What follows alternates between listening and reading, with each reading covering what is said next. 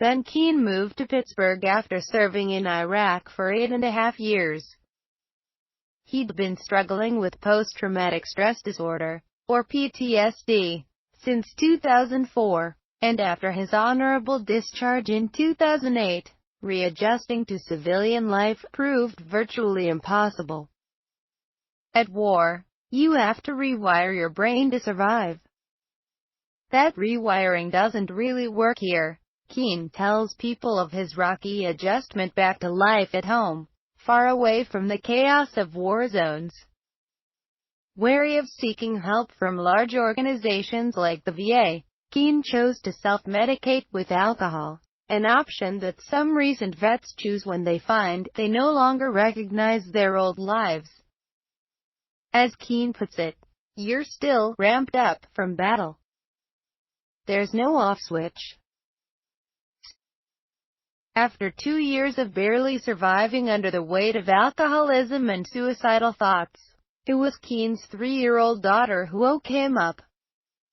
She asked Keene if they could play together, and he had to respond, "Daddy can't play," because he was too inebriated. "I didn't survive multiple deployments to come back and kill myself on the couch, and that's exactly where I was headed," Keene tells people. So he made a change, for his sake, for his family's sake, and for the sake of thousands of other veterans who feel isolated in their struggles with PTSD. For Keene, connecting vets was integral to his healing process.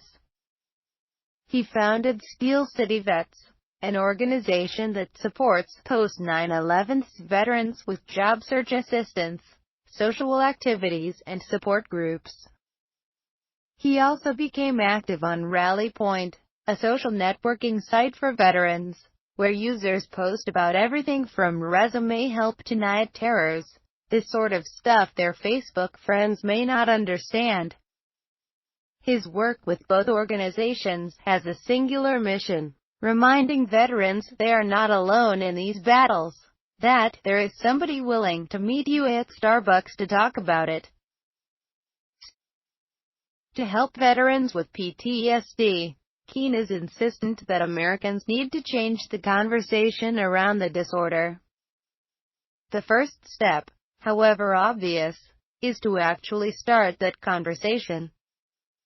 The biggest effect of the stigma surrounding PTSD is that people don't get the treatments they're scared, Keene tells people. It's important for vets to connect with other vets who really understand what they're going through, the nervousness in crowded rooms, or going to a restaurant and asking for a different seat because you can't see the exits, or swerving around what looks to be a trash bag because you're not sure if it's a trash bag or a bomb. PTSD is a debilitating medical disorder that many veterans never escape.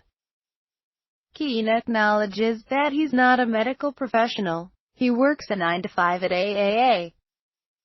But with roughly 22 veterans committing suicide a day, over 6 months, that's a whole brigade combat team. He knew he couldn't sit by and watch that happen to his fellow service members, and possibly himself, without trying to help.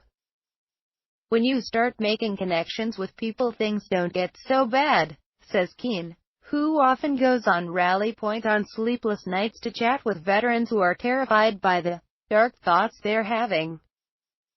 Members typically receive responses within minutes.